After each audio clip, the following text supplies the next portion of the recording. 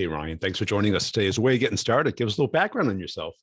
Yeah, really excited to be here. I just told you this, but I've listened to you for a long time, so it was a pretty big boost when I saw the invite. So I've been in sales for about 13, 14 years. On the personal side, I've been married for 6 years. I've got two little girls, Avery and Nola, and I've got another one coming here in a couple of months. So a lot going on in the household. Uh, I currently work at a startup. I've been here 9 years in the AI space. And we actually just announced a sale to Salesforce. So really a lot going on in the house. But yeah, so I've been in the software sales industry for most of my career. Prior to that, I was in technical consulting. So I've got kind of a long history in the software world. Yeah. And why sales for you? Yeah, it's funny. It was not a choice. So when coming out of college, I was a finance major and I had no idea what I wanted to do. This company, which is one of the leading financial software companies in the world, recruited me. I became a technical consultant. After about 2 years, I get called into the office by the SVP, great guy, and he just kind of sits me down and goes, next quarter, you're now in sales. Wow.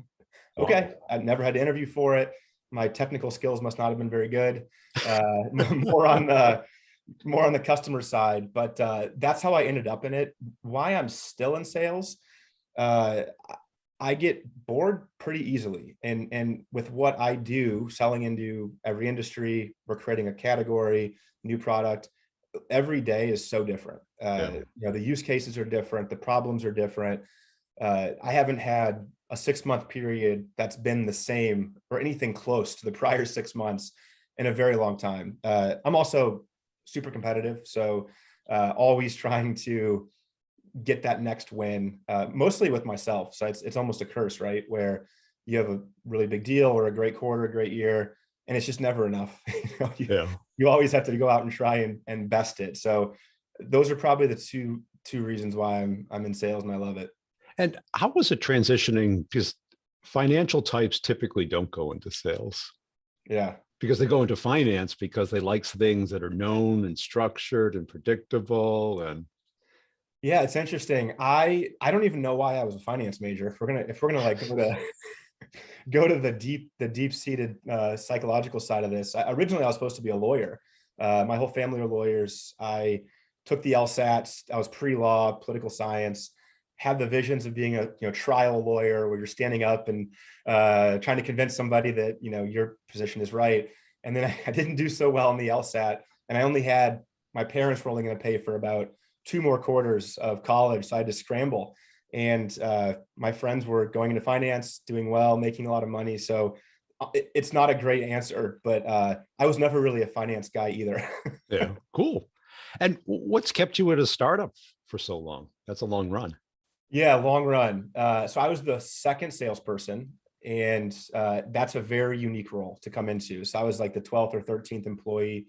And it's going to sound cheesy, but I really believe like in the vision of what we're doing. The software that we have at the time there was no peer. There was really nothing doing what we were doing. We were trying to unseat huge, massive status quo type players. And every year we got a little bit closer, a little bit closer, a little bit closer. So honestly, I think just the belief that what we were doing was worth it and it was groundbreaking. And I work with a lot of other tech companies as partners and et cetera. And there's just nothing else that I've ever seen that got my kind of imagination, right? My creative side going. So it's just the belief in the mission. And also I was at a company before that great business, one of the most successful software companies ever, but you could predict every 5 years what your life was going to be like. And Yeah. at the company I'm at now, have a couple of good years in sales, you get a battlefield promotion. Now you're running the team. And so you've probably heard that story before. So just the career aspect of it was really unmatched. And so I no regrets, but 9 years is a long time. And I just said, so we finally had sort of the exit, which big celebration, very rewarding kind of going through that process. Yeah. And what did you learn along the way? Because being the second rep, clearly there wasn't a brand Yeah. awareness or even problem awareness. Not at all. No, Yeah. we couldn't even show the product for the first couple of years. at least in the sales process. So I think what I learned was coming out of a company where big organization, 1,000 sales reps, where there was a culture and you get indoctrinated into here's how we do things. This is the way we do it here. And if you pick that up, you'll be really successful. Going into a company where there's no process, there's no one that can tell you what to do, what not to do. So I talked to a lot of people, talked to friends who had gone through it. And what I realized was I just needed reps and I needed to talk to as many people as possible. And our marketing team was great because we didn't know what our market was. And so what we said was, let's go to a lot of conferences. Let's put people like me next to our chief scientist, the brains behind it, and go talk to 500 people at a conference, at a booth. And you start to notice, oh, that guy didn't get it. She didn't get it. That doesn't fit. That's a bad use case. But then you hit on something. It's like, oh, that messaging worked. Or, oh my gosh, we just found this use case that we had never even thought of. And you play that out over literally thousands of conversations and you start to do pattern recognition. But really, you are the brand. You are the differentiator. And there was a lot of learning. We failed a ton in what we were trying in market. But once you find that hook and you find the thing that works, there's nothing like it. Because you realize there's 1,000 more people that have that same problem we can go call. So that just a lot of trial and error. And how did you discover that hook other than the pattern matching? And maybe what was the hook? Because I've been in that situation where you just have to come up with a good analogy or start them off at the right stage and move them up. Yeah. So a little context at the time, our main use cases were around process automation. So taking things that analysts do today and then automating them 80-90% of the way through. But we had a very specific focus on automating language, narrative reporting. And so the initial hook was, hey, we can turn your data into stories. Isn't that cool? But it was all about the solution, right? So you would sit in a room and hallucinate for an hour over what could your company do, right? And you kind of got nowhere. The hook was, I came from the financial background. We had some financial people at my company, and we sort of thought, where are people spending a lot of time doing the same thing, that process? And so we built up like a solution overview, focus on the problem.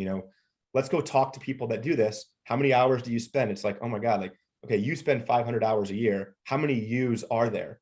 Well, my company has 20. Oh, okay. Like you start to do the math, like what's your average salary, multiply that out. And so then we started calling on literally chief marketing officers of the biggest asset managers in the world. And we had no business doing this, but we said, hey, how much time do you spend on this type of report? Oh my God, so much time. What if it was 90% less? Well, you're smoking crack, right? That's not possible. And so that was the hook. And we got a few clients on and we just started playing that game over and over and over again. And we learned how to price it. We learned how to pitch it. The product got better because we were getting real client feedback. So that was really sort of the initial kind of rocket launch moment of finding that use case. Yeah, because I think that first approach, which I used to call the Rorschach approach, where the product really didn't have a use case yet. It was more maybe an infrastructure play or something, or a middleware or augmentation. And you start saying all the things you can do with it, and bells go off, but nobody has that dire problem right now. Yeah. How did you discover the problem? A lot of conversation, because I think what we found was our system had a long implementation time. So you couldn't go do a bunch of science experiments looking for use cases, right? Yeah. You had a pretty good idea. We were lucky enough to have a few champions. So people who would hear the story and go, okay, look, I'm a buyer. I get it. Let's walk you through a POC process and I'm going to fund it and we're going to find a great home. And so we had a few people early on from very big companies that probably had no business working with us that believed. They believed in the same vision that kept me here for 9 years. They just believed in it. And so they really helped us. They held our hand. Mm-hmm. They actually got us into some programs with big systems integrators that literally would take companies like ours, match us up with big banks, big companies. And we just spend weeks interviewing people, listening to them. And then we'd come back with, okay, here's 5 things that we can do for you. And they just kind of picked. So we were very fortunate early on to have a network of clients and prospects that really just got it. And not everyone got it. This was, Right. a small percentage of people, but the ones that we had were just wonderful. So it was really that partnership with the client. So then it became easy. So you decided to move up into leadership? For me, Yeah. yeah, no. So I didn't know this at the time, but everyone says don't take your. I'm not saying I was the top rep, but just don't take your best people and promote them right out of the field. But we had a few people, kind of in that role, and so I didn't ask for it. It was not something that I ever had even thought about. Just like I didn't know that I wanted to be in sales. Sales leadership to me at the time was maybe in 10 years. I have to be so ready. I need an MBA.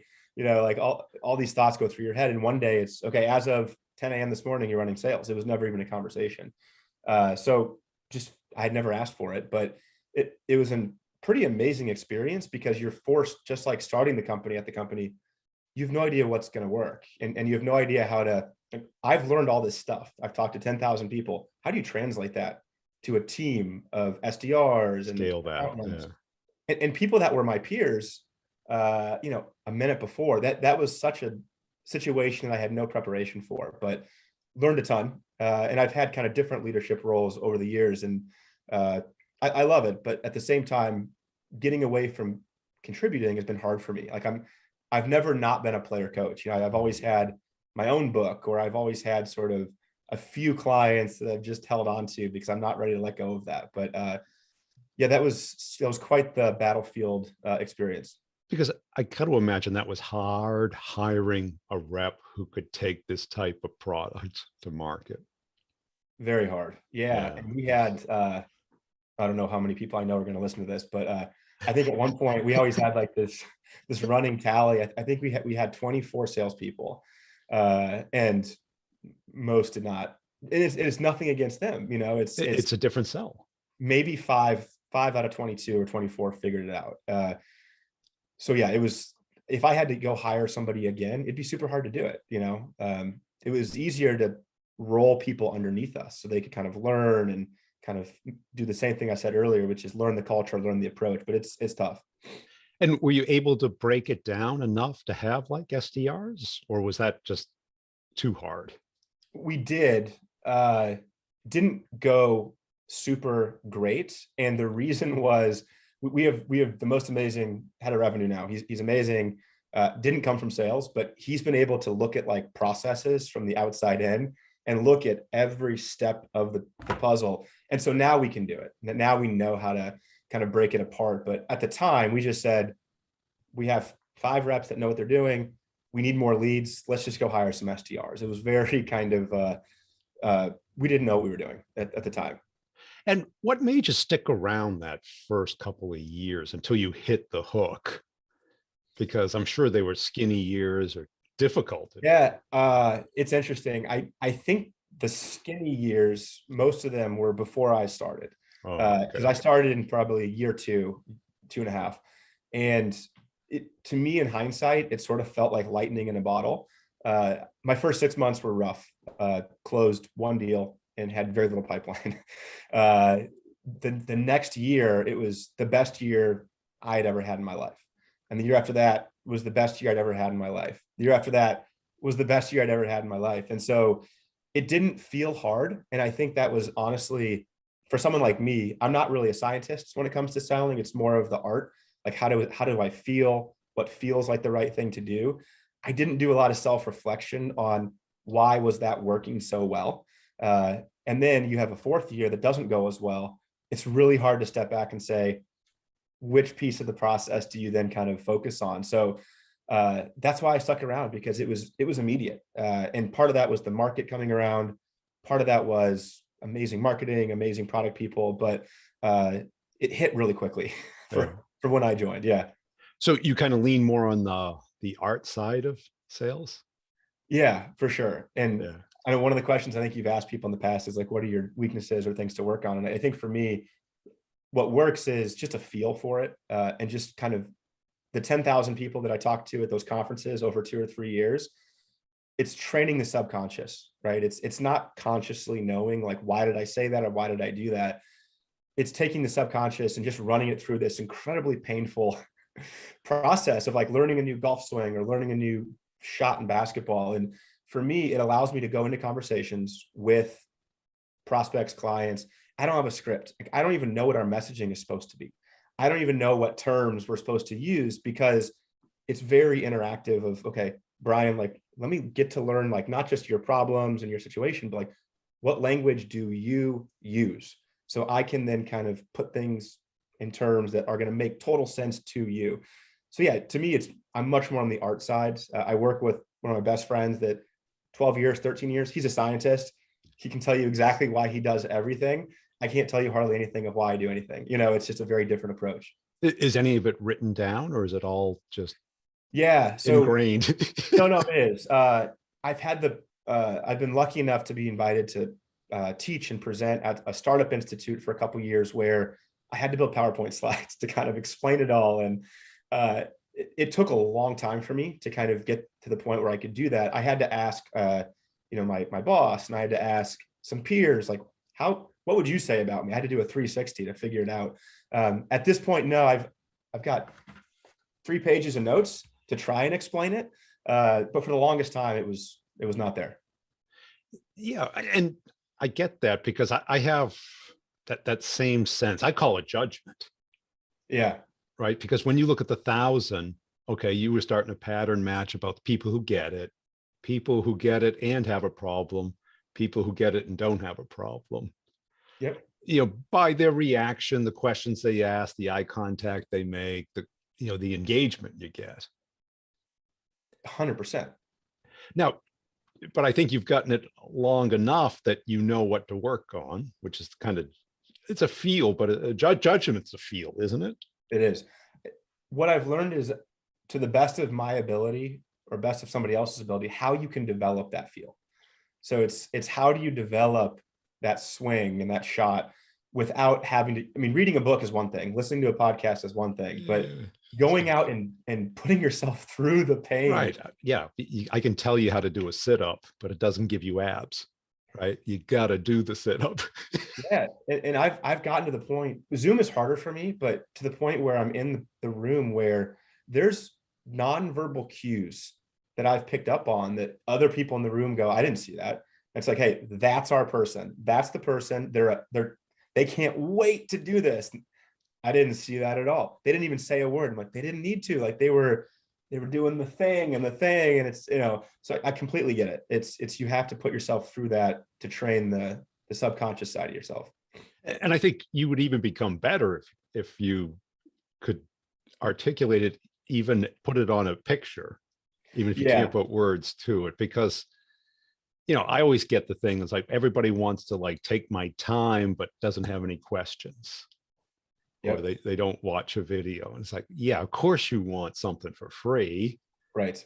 But are you really interested, or are you just a time waster? Yeah. Because I'm sure in your space, there was no lack of things to spend your time on. No lack of time. The one thing that has helped me figure out my process and what I'm not good at, et cetera, is managing people and being a mentor, because you're responsible for their success. And so part of that is knowledge transfer and not giving them all the answers because they have to go learn a lot of it themselves. That's been super rewarding. And through that, it's forced me to figure out, how do I explain why you can't just tell someone what to do. You have to kind of give them the tools to do it themselves, but point them hopefully in a direction where they're going to have a similar experience that you had. Well, let's dig into that, because like, how do you ask questions like during a forecast review? They say it's commit or whatever the highest is. How do you determine if it's there or not? It's a great question. So I have a history of not missing my commits. I will say that. I've been highly accurate. I have found for 9 years now that the way that we always define our stages in the pipeline do not map to how I think about it. So I've always been very focused on, where are we at in the client's mind? Where are we at in the client's buying process versus what was the last thing that we did? Like we Right. did a POC, we did a contract, we did a proposal, right? So I think for me, it's has this person shown the signs that if they don't do this, then something bad happens or they're foregoing benefit. And if I've had that conversation with somebody and we're in contract phase or we're in proposal stage, then it gets its stamp. It's okay, it's in the forecast. There's a number of things that get moved along in the process. And I've learned this over the time where it's like, those buying signs aren't there.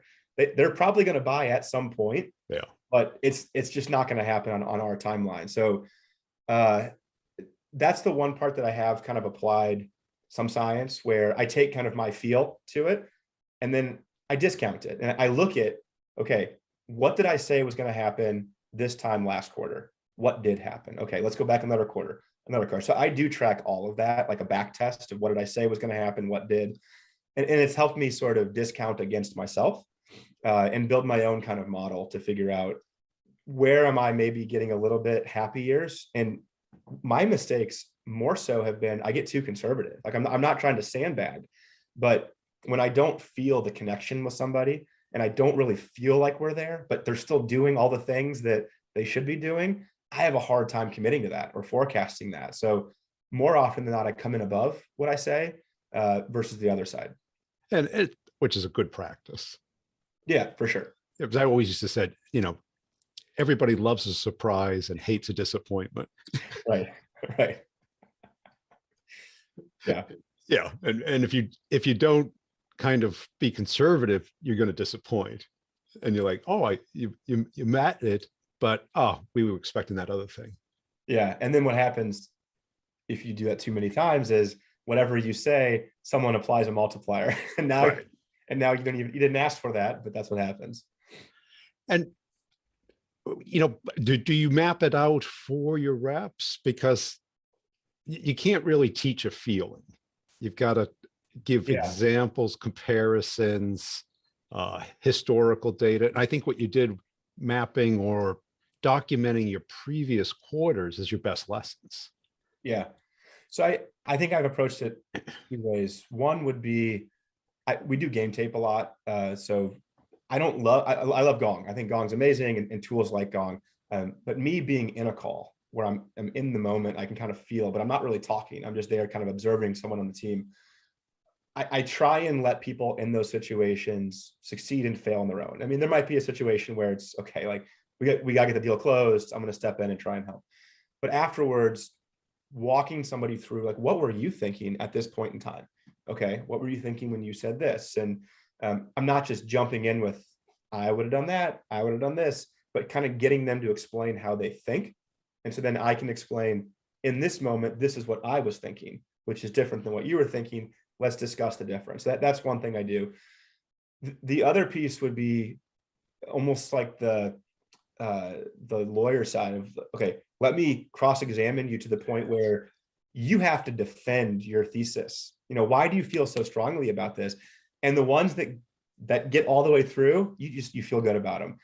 It's so often they crumble though on the first 2 or 3 questions. And that's a tough exercise to go through, I think, as a newer rep. But when you've sat in the shoes of somebody who's done it so many times, nothing's ever perfect. You cannot control the client, the prospect, you can only influence. And so there's just so many things that can go wrong, but poking all those holes, you start to not realize like you have to be better to answer those questions. No, you have to get the opportunity to a point where it's better qualified and you can do X, Y, and Z. So it's more behavioral adjustment as opposed to kind of dictation. So is it like, because what I heard was kind of like the debating, you can see both sides of the conversation. Totally. Yeah, because this is what a lot of people have a hard time with. They say the right things, but they're not connecting. Yeah, there's a lot of gray. And then I have my other colleague I told you about, he hasn't missed a forecast in 9 years, ever. And he'll have stuff that it's not really a feel, but it's, Matt, like, why do you think that's going to happen? Like, we haven't even given a proposal yet. We've got 6 weeks left. He's like, I just know, like, it's this happened, boom, boom, boom. And it plays out the way that he says, like 90% of the time. and it's much more fact-based as opposed to feel. So my point there is there's just more than one way to do it. So Oh, yeah. I haven't become so arrogant that, you have to do it the way that I do it, but just you're trying to give people the ability to create those feels themselves. But I think, were your parents litigators, or what type of law do they practice? Yeah, so my uncles were litigators. My mother was an attorney general, so more on the administrative law side, defense lawyer early in her career. Okay. Because I'm sure when you were growing up, they were trying to make you see everyone's perspective on something. Absolutely. Yeah, I think the empathy side and honestly for me, I feel like I'm almost working for the client as much as working for my company. And that puts you in some weird spots when you have to get approval on some legal term or for some contractual term. Because if you know how far you can get your company to go, and you know how far you can get the client to go, you're basically just the person in the middle trying to make the connection happen. And so you do that once or twice, people go like, what's this guy doing? But over a couple of years, you kind of recognize things tend to work out really well. Yeah, no, I think you have to have the client's mindset in your own head more so than what's good for your own company or your own pocketbook, et cetera. Yeah. Because I think that, reviewing the calls is great because you can just simply ask, what do you think they're thinking? Yeah. What do you think the question behind that question is? Yeah. It's actually funny because one of the things that I do when I don't always do this very well, but when I do it well, I have a connection with a buyer or a champion, and it's very informal, very casual. I will text people right after calls like, hey, how do you think that went? Because my opinion, frankly, doesn't really matter that much. Uh, I, I always text people when I have that relationship. Hey, what do you think? How do you think that went? And shockingly, I've had calls. I walked away from it. This last quarter, we had one. I was like, that was terrible. That was horrible. My president's calling me. This is bad. We've got 3 weeks left. I text my champion. That was amazing. You wouldn't believe like the slacks that I'm getting. And so now I know. And so when we get to that, like I'm getting cross-examined, I can stand up and say, look, it's closing. I have no doubt that it's closing. It's going to close at the value that I said it would. And they're like, it's no way. That call was so bad. But yeah, your opinion doesn't matter very much compared to what they think. Oh, plus, once you get at the texting rapport level, that's a different level. That's much better than email, much better than voicemail. Yeah. When I give my forecast, oftentimes I'll tell my boss, hey, look, I'm texting with these people. I'm not there with them. And so my ability to forecast this group is very different than this still might happen, but I have no idea because I'm not on that level. No. And what do you look for when you're hiring reps? What do I look for? Our culture. So kind of going back to my first job, we didn't have commissions at my first company. So I went 4 or 5 years and I didn't know any better. It was my first job after college. So very focused on doing the right thing for the customer, for the problem you're trying to solve, but also teamwork. And maybe it's good, maybe it's bad, but at our company, we've always had like an amazing rapport across the reps. Yeah. That's just kind of been our culture. So no one likes to hire assholes. I think that's like a phrase, right? And so I've worked with some reps where they're amazing salespeople. They're more of the lone wolf, but they're incredibly difficult to work with. So I just people who really want to be great, Yeah. but they want to be part of the mission, because at a startup, there's going to be things that happen Right. that are out of your favor, but it has nothing to do with anything that you did. And there's going to be somebody that the CEO knew, and now somebody got a massive deal that probably didn't deserve it because it just happened to be in their territory. You got to live with that. But you got to be happy, Right. because over time it's going to come back around. So I would say incredibly talented with the competitiveness, but super collaborative, wanting to work as part of a team, and not solely motivated by money. And that sounds weird, but money is the byproduct. And people who have that mindset, they're going to make a lot more money. Right. So those are things I screen for, because first interview, second question, like what's your comp, what's your OTE? It's like, okay, great. I totally understand that you have to know that, Yeah. but either have some tact or let's just see if there's something here, and that's the second conversation. So there's, I'm not sure that answers the question, but those are things I think about. Cool. Hey, appreciate your time today. Where can people go to connect and follow you? LinkedIn is probably best. So name is Ryan Kurt, Kurt. So I have two first names. Kurt's the last name.